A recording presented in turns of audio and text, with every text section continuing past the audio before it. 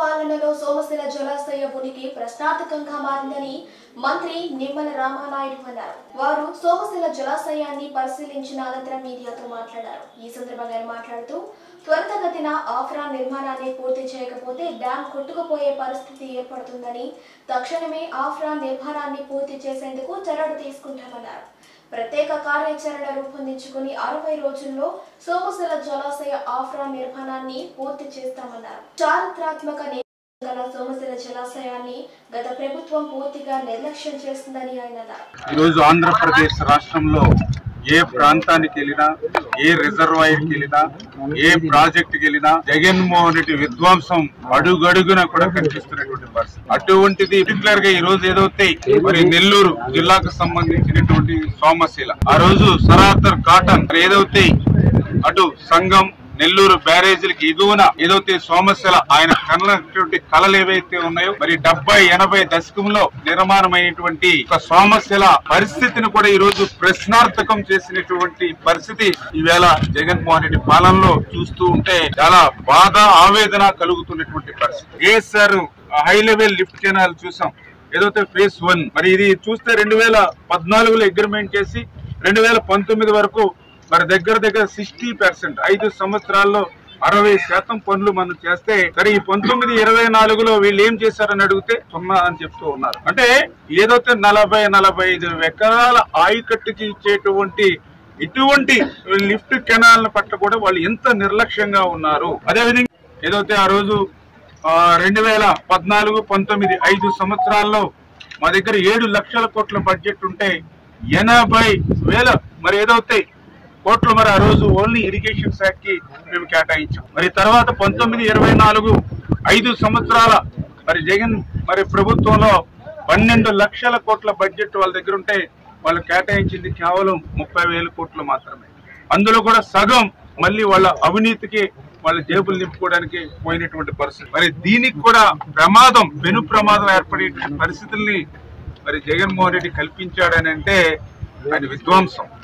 అంటే రాష్ట్ర విభజన వల్ల జరిగినటువంటి నష్టం కంటే జగన్మోహన్ రెడ్డి 5 సంవత్సరాల పాలనలోనే పర్టికులర్ గా ఇరిగేషన్ శాఖకు ఎక్కువ నష్టం జరిగిందనే విధంగా ఈ రోజు విధ్వంసం కనపడుతున్నటువంటి పరిస్థితి. అందులో పర్టికులర్ గా ఇప్పుడే గౌరవ మంత్రివర్యులు శాసనసభ్యులతో కలిసి ఏదైతే ఈ యొక్క సోమశిలకు సంబంధించి ఏదైతే ఎప్రాన్ ఏదైతే ఉందో మరి అది 2020-21లో వచ్చినటువంటి వరదలకి మరి ఏదైతే దెబ్బతింటే ఆ యొక్క ఫ్లడ్ వాటర్ ఏదైతే ఈ యొక్క సోమశిల డ్యామ్ నుంచి ఆ ఫోర్స్ కి మరి అక్కడ ఉన్నటువంటి రాక్ గాని శాండ్ గాని అంతా కూడా పుట్టుకుపోతే మరి అక్కడ ఒక అగాధాల కింద ఏర్పడితే సోమశిల డ్యామ్ కూడా కొట్టుకుపోయేటువంటి ప్రమాదం పరిస్థితి ఉందని ఇవాళ సాక్షాత్తు నిపుణులు ఇంజనీరింగ్ ఎవరైతే ఉన్నారో వాళ్లే హెచ్చరిస్తూ ఉన్నారు.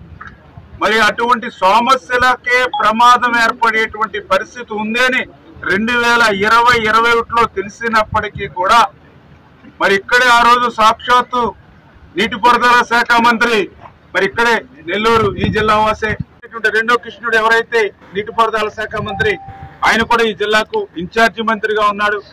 అంటే ఇట్లా 5 సంవత్సరాలు వాళ్ళు ఇరిగేషన్ శాఖ మంత్రులుగా మరి ఈ జిల్లాలో వెలగబడుతూ మరి ఈవేళ ఏదైతే ఎప్రాన్ రిపేర్లు కూడా చేయకుండా మరి ఏదైతే సోమశిలని ప్రమాదంలోకి నెట్టేసేటువంటి పరిస్థితికి తెచ్చారని అంటే వాళ్ళ పాలన ఏ రకంగా విధ్వంసంగా సాగిందో అదే ఒక ఉదాహరణ అనే విషయాన్ని కూడా ఈ సందర్భంగా తెలియజేసుకుంటూ మరి అదేవిధంగా ఈరోజు ఏదైతే మాట్లాడితే ఈ అంబటి రాంబాబు గాని ఈ అన్నిలు గాని మాట్లాడుతూ ఉంటారు ఏదైతే పోలవరం గురించి లేకపోతే డయాఫ్రమ్ వాళ్ళ గురించి.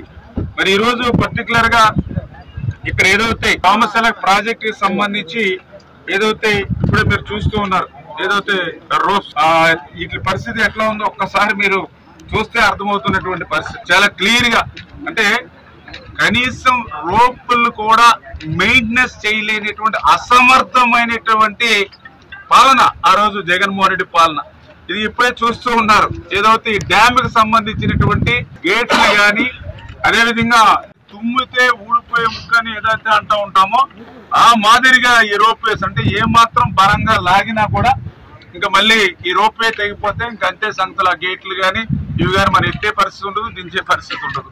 అంటే ఇట్లా కనీసం గ్రీజ్ పెట్టి లాకులు మెయింటెనెన్స్ చేయలేనటువంటి వాళ్ళు కనీసం ఏదైతే ఈ యొక్క థ్రెడ్ ఏదైతే ఉందో వీటిని కూడా మెయింటెనెన్స్ చేయలేనటువంటి వాళ్ళు మరి ఏదైతే పోలవరం ప్రాజెక్టు గురించి, డయాఫ్రమ్ వాల్ గురించి, కాపర్ డ్యాముల గురించి వీళ్ళు మాట్లాడటమా అని చెప్పి చాలా ఆశ్చర్యం కలుగుతున్నటువంటి పరిస్థితి. వీళ్ళ సొంత జిల్లా అదేవిధంగా ఏదైతే రెండో కృష్ణుడు మరి ఇన్ఛార్జిగా ఉన్నటువంటి జిల్లాలో సైతం ఇటువంటి అత్యంత ఇంపార్టెంట్ అయినటువంటి సోమశిల ప్రాజెక్టుని ఈ దుస్థితికి వీళ్ళు మరి తీసుకొచ్చారని అంటే మరి ఏదైతే ఆ రోజు అసెంబ్లీలో చెప్పేవాడు బుల్లెట్ దిగిందా లేదా, లేదా 0.5% 1% అని కాదు, అంటే అట్లాంటి మాటలు కాదు. ఇటువంటి పనుల్ని చక్కబెట్టుంటే ప్రజలు ఆదరిస్తారు. అందుకే ఈవేళ ప్రజలు మిమ్మల్ని మరి ఆ 2 డబుల్ డిజిట్ కి నెట్టేసినటువంటి పరిస్థితి. ఏదైతే నేను ఈ రోజు ఈ ప్రాజెక్టు అధికారులతో గాని మా గౌరవ మంత్రివర్యులు శాసనసభ్యులతో మరి రివ్యూ చేస్తూ ఉంటే మరి చాలా క్లియర్ గా నాకు అనిపించినటువంటి పరిస్థితి.